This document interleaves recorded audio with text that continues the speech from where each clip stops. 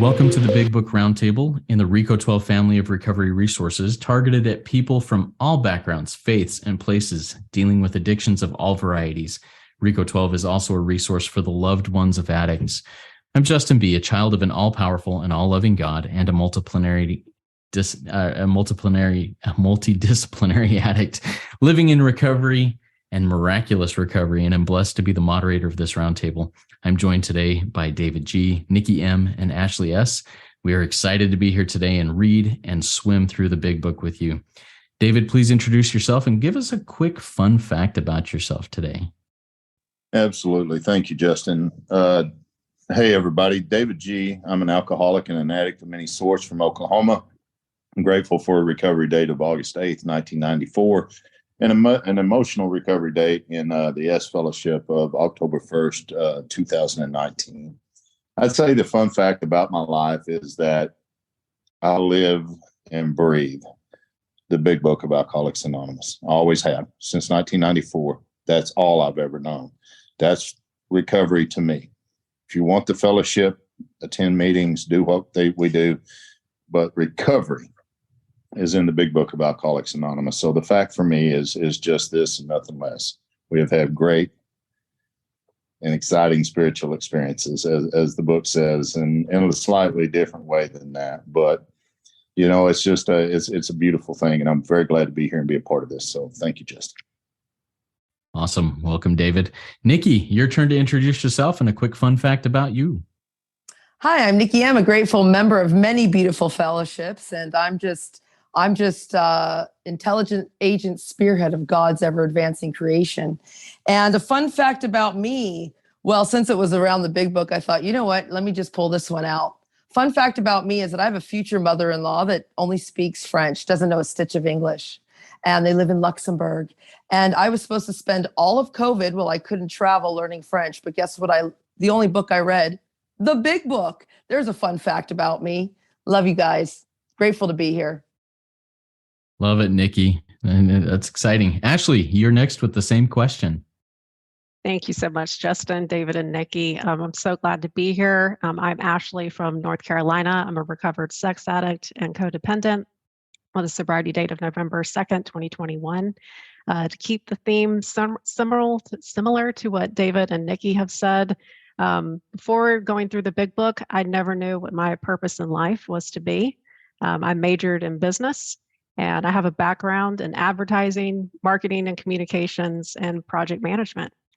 Now, having been through this wonderful book, I utilize all of those skills to further addicts and help them get through the book with all of the planning that I do for events and other online activities. So I'm just so grateful to be able to know what my purpose is as going through this process and be able to use it to advance God's children. Love it. Man, I'm excited to have three people whose fun facts about themselves all included recovery, the Big Book. This is what life is about. And that's one of the reasons why we are together on this team to introduce and go through the Big Book together. Now let's jump into the Big Book here. Dive into our Big Books. If you're listening out there, grab your Big Book, grab a pen, grab a highlighter. Let's get to work here. Our reading today will come from the preface that starts on page Roman numeral 11, XI, and we'll read a few paragraphs there. I'm going to go ahead and read that, and then we'll get into the discussion of this. Preface. This is the fourth edition of the book Alcoholics Anonymous. The first edition appeared in April 1939, and in the following 16 years, more than 300,000 copies went into circulation. The second edition, published in 1955, reached a total of more than 1,150,500 copies. The third edition, which came off press in 1976, achieved a circulation of approximately 19,550,000 in all formats. Because this book has become the basic text for our society and has helped such large numbers of alcoholic men and women to recovery, there exists strong sentiment against any radical changes being made in it. Therefore, the first portion of this volume describing the AA recovery program has been left largely untouched in the course of revisions made for the second, third, and fourth editions. The section called The Doctor's Opinion has been kept intact, just as it was originally written in 1939 by the late Dr. William D. Silkworth, our society's great medical benefactor. The second printing of the first edition added the appendix, Spiritual Experience, in the second edition. The appendices on AA tradition, the medical view, and religious view of AA, the Lasker Award, and information on how to contact AA were added, and the appendix on the Alcoholic Foundation was discontinued. But the chief change was in the section of personal stories, which was expanded to reflect the fellowship's growth. Bill's story, Dr. Bob's nightmare, and one other personal history from the first edition were retained intact. 3 were edited, and one of these was retitled. New versions of 2 stories were written with new titles, 30 completely new stories were added, and the story section was divided into 3 parts under the same headings that are used now. So that's our reading. And, honestly, as I read that, I hear a lot of, data, a lot of stuff that doesn't seem to go too deep, but I think there's a lot more there than the average person may be reading. So what I want to do is I want to jump in and get a little bit of experience, strength, and hope from each of our panelists here today about this and teach me a little bit. So David, why don't you take a couple minutes and dig into those first paragraphs that we read and teach us a little bit, and then we'll go to Nikki and then to Ashley. Absolutely. Thank you, Justin. Whenever I had went through this process in 1998, I was sober in 94, but I went through the process of the book in 98, the Big Book Awakening Way. One of the things they had me do right in the back of my book to figure out which lineage I was from, Bill Wilson or Dr. Bob. And so we went through all these names, all the way to the very end, there was my name. I took this to my sponsor and showed it to him, and he said, throw that shit in the trash. And I was very offended by that. And the way he said it was the way I said it. And I said, why would you say something like that? He said, because there's one name that's not in there. And I said, well, yours. Yeah, of course, I understand this. We'll get your name in there as we. He said, no, God's name isn't in there. Throw it away. So one of the things I see in the very beginning, right here from the preface, is the spirit of the universe and the way his hand is moving through this. If you look at this, there is no way that drunks and addicts could have put this together. This is the 4th edition of the book, Alcoholics Anonymous. So obviously there was 3 before that. The first edition appeared in 39. If you ever wondered when the first book was written, there it is. But look what happens in the following 16 years. Look at how the hand of the spirit of the universe begins to guide this. More than 300,000 copies went into circulation. Now, if you read the history of Alcoholics Anonymous, this was very big for that time, because in order to do anything, it cost money, and they were in a crunch when it came to money, but God worked this out. The second edition, published in 55, look at what that reached. A total of more than 1,150,500 copies. And the third, which I sobered up on in 76, achieved a circulation of 19,550,000. Because the book, not the fellowship. And right here is where I'll really hammer down with the guy I work with. I'm not saying anything bad about the fellowship. I have to have it. I love people. I love it. But at 3 o'clock in the morning, when the alligators are on me, I promise you not a whole lot of people are going to answer the phone, maybe 1 or 2. But I've got to have something beyond what the fellowship can give me, because the book has become the basic text for our society, and it's helped such large number of alcoholic men and women to recovery, not recovering. There exist sentiments against any radical changes being made in it. Therefore, the first portion of the volume, we're talking about the first 164 pages of the book here. And look what it says. It describes the AA program. So when I go to a meeting and I hear my program, a program, this program, all that's out. My book says one thing. It says the AA recovery program. And this is where it's found, is in those first 164 pages. Now, the stories have changed. A lot of things have changed in the book, but those first 164 pages has never changed. And that's what it says. The section called the doctor's opinion has been kept intact as it was originally written in 39. And it goes on to talk about the great medical benefactor, and we'll see why once we get into his story and into that chapter. But I love this. It says the second edition added the appendices, the 12 traditions, and directions for getting in touch with AA. But the chief change was in the section of the personal stories. There's only one reason that those are in this book. That is not a part of the AA recovery program. It's just not. I mean, reading stories in those days, you couldn't just go to a meeting like we can do today. Your meeting was in the back of the book in the story section. There's one reason they're in there, and this to the end of the sentence is going to explain it. It was expanded to reflect the fellowship's growth. Nothing more. There's no other reason for them to be there but to show how the fellowship grew during those years.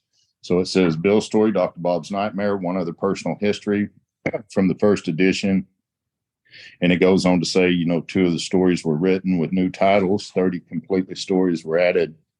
And the story section was divided into 3 parts under the same heading that is used now. So I've used up my time. I could go into what these other stories were and what the titles of them are, but I don't want to take up more time than I need to. So I'm going to pass this along to whoever's next. Thank you for calling on me to share. Awesome. Thank you, David. And I love the digging in there and the separation of the fellowship and the program. I appreciate that. Nikki, tell us a little bit about your takeaway from those paragraphs that we just read. Okay, well, I think last episode, Ashley said her set-aside prayer is on the main page. Mine's on this page, right at the very top. And then, the first thing I have is really that brought to my attention is this is my basic text. This is a text and my line out says to be studied. This is not just to be opened and read. This is to be studied. And I'm part of a society now. I entered into this spirit world, into the society with other like-minded people who are suffering the disease of alcoholism. And then it's like, I love this line, Justin, where it says, exist strong sentiments against radical changes being made. This book works. And, it's like when I remember there's a small bakery in Toronto and they did it great. And then they franchised and it just went to hell. So I just hope that Big Book never changes its core radical message. And it's a recovery program. I'm in a program and I Googled that word. It's a set of instructions. It's a coded set of instructions with a particular outcome. When my phone doesn't work and needs an upgrade in the program, I have to get the upgrade. I'm in a recovery program. And, I love this, the 12 traditions where it talks about it. I went back and again, I do the long form of the 12 traditions, not the short form. And when a lot of the time I see, because I didn't go through the book. I don't know how Ashley and David did it, but I didn't go line by line through.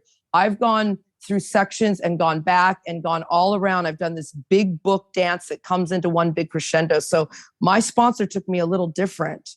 I've never been line by line like we're doing right now. I've read it. I've gone through line by line, but sections really stand out to me. And those are the ones I focus on. And so it says right here, it's I'm to look at the personal stories. My line out says page 29. And on page 29, it talks about the personal stories of how we established a relationship with God. Not how I quit my, whatever your drug of choice is. I don't even want to get specific in this roundtable because it doesn't matter what it is, the disease of alcoholism. And it's how I got a relationship with God. And the fellowship growth, my line out is the promises, page 152, 153. So I just love to get into this. And that's really what I get from those paragraphs is these key words that I need to know and understand that this is my Bible for survival, is what my book says. Beautiful. Thank you, Nikki. Love it. I'm excited to go through this line by line also. Ashley, what are your takeaways and experience strength and hope from this first few paragraphs of the preface? Thank you, David and Nikki and Justin. There were really 4 things that kind of jumped out to me as you guys were talking. And the first thing is that this book was written for me. It was written for all of us and for those who are listening. So I should be reading this in the first person. Anytime it talks about the reader or a person we shall call Jim or the jaywalker, I should be reading this book because it's written for me. And every sentence in this book is a promise. It's an instruction. It's a prayer. And so I wanted to call out a few of those things that jumped out at me. And really, when I see the percentage of growth from 300,000 copies to almost 20 million, there's really 2 things there that jump out. 1 is the power of God, and 2 is addicts carrying the message to one another. We don't survive without unity and working our 12th step. The other thing, to circle back to something that we talked about in the first episode, is that it promises us, this book has helped such large numbers of alcoholic men and women to recovery. Again, this is not just about staying sober. Before this process, the most I had was 87 days of white-knuckled sobriety. Sober is not well for me. I wanted emotional recovery, and that's exactly what I got from this book, to see what my true problem was.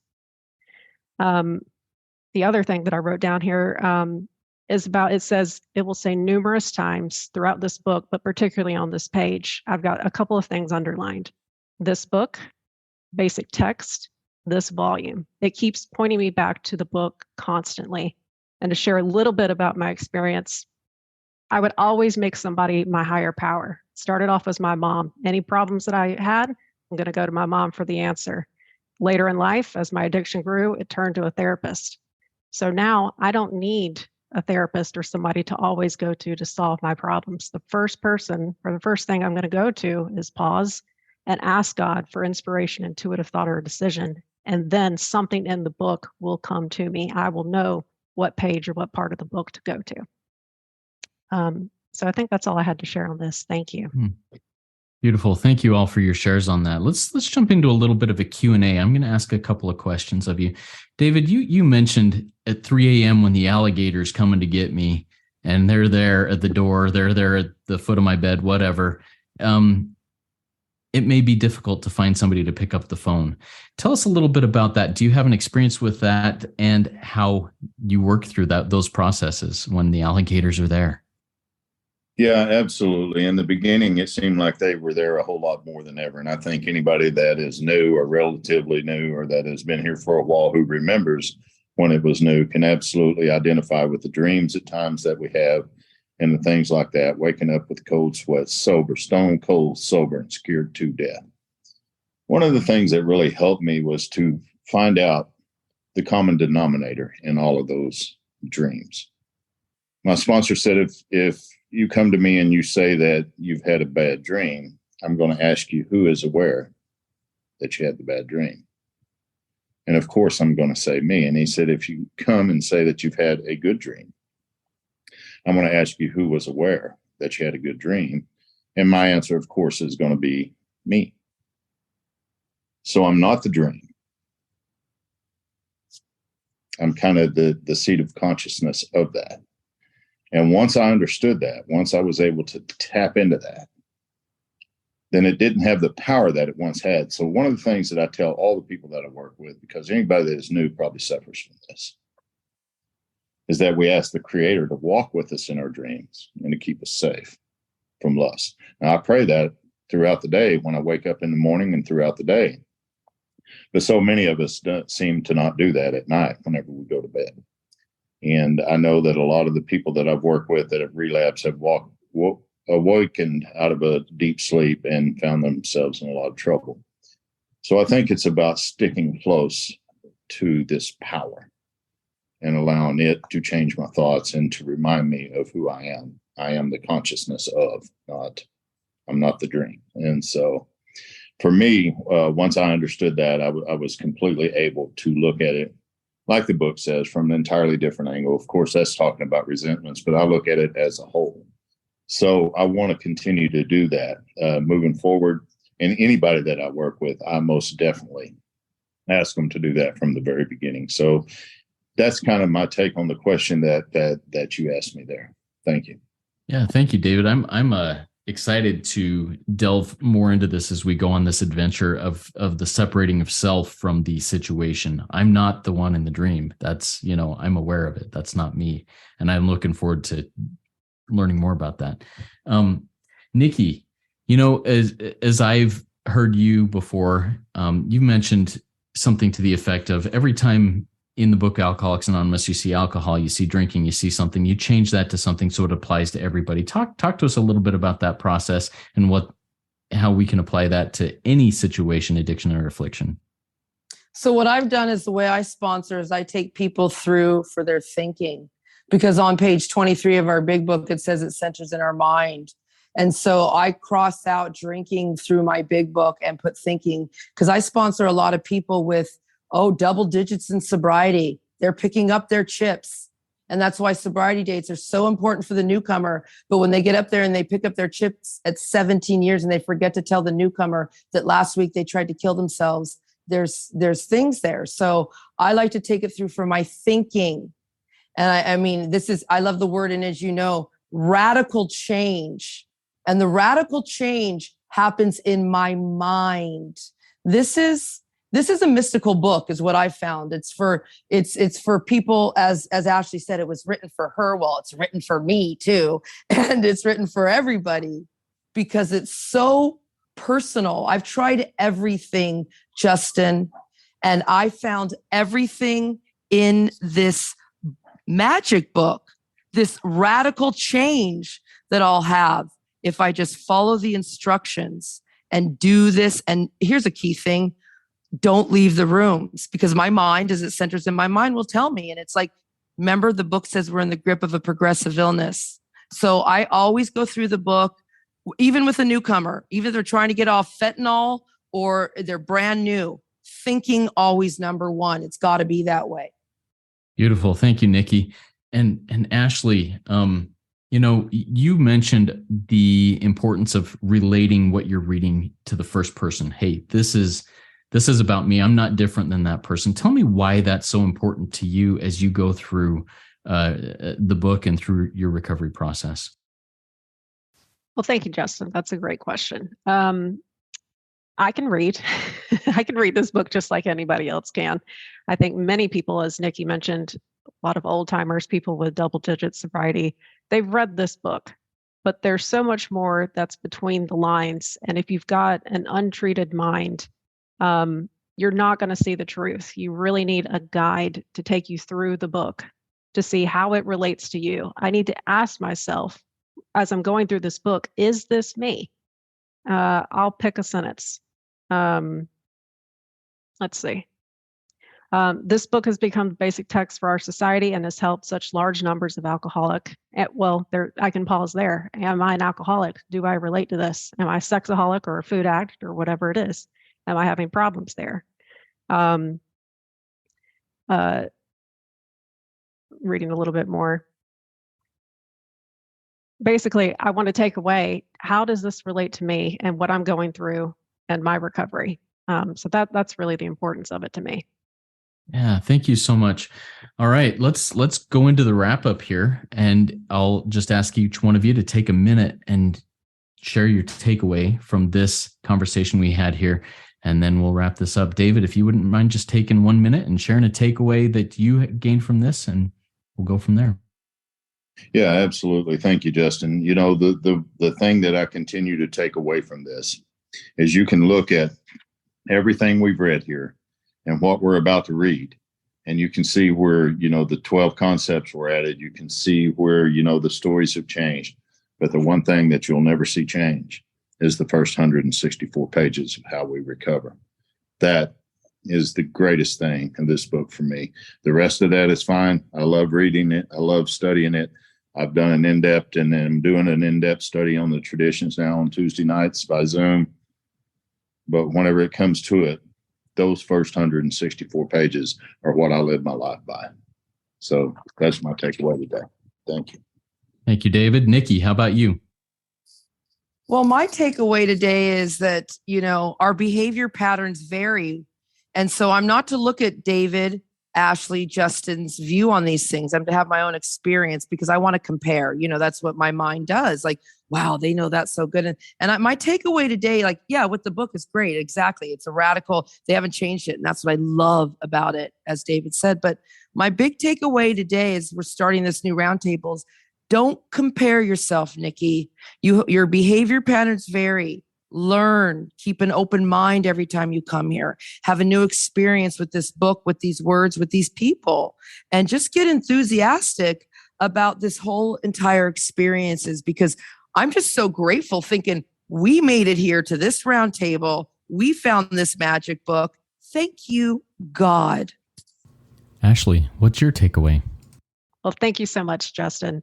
I'm grateful to be here today. And I think the thing that jumps out to me most is that this book works for any and all addictions. I went through this book for sexaholism, and I'm going back through the book currently for codependency. I chose not to go back through any Al-Anon literature because I specifically knew if I got such a great new experience and a new relationship with God going through the Big Book, then why could that not also help me with codependency. So it always, again, it points back to the book. That is my solution. Love it. Thank you, Ashley. Man, I am just humbled to be able to sit around this table with you all. My takeaway is that I've got a lot to learn, and I'm excited to learn. I'm excited. There's so much here that's good. And I guess my invitation to all listening is to, have an open mind. Be honest with yourself. Honesty, open-mindedness, willingness, without these three, it's no good. And I'm totally paraphrasing because I don't know the book like you guys do that may have that memorized. But man, I'm excited about this project continuing on and learning a lot. Thank you all for joining us. To learn more about RICO 12 and what we are doing and how you can support these projects, go to RICO12.com. To learn more about any of the other projects that Ashley, David, and Nikki discussed, or anything else, we'll have links in the show notes there at the podcast so you can get to work and experience these miracles of recovery. Come join with us in the fellowship of the Spirit and come trudge this adventurous and amazing road of happy destiny with us. Work it. You are worth it.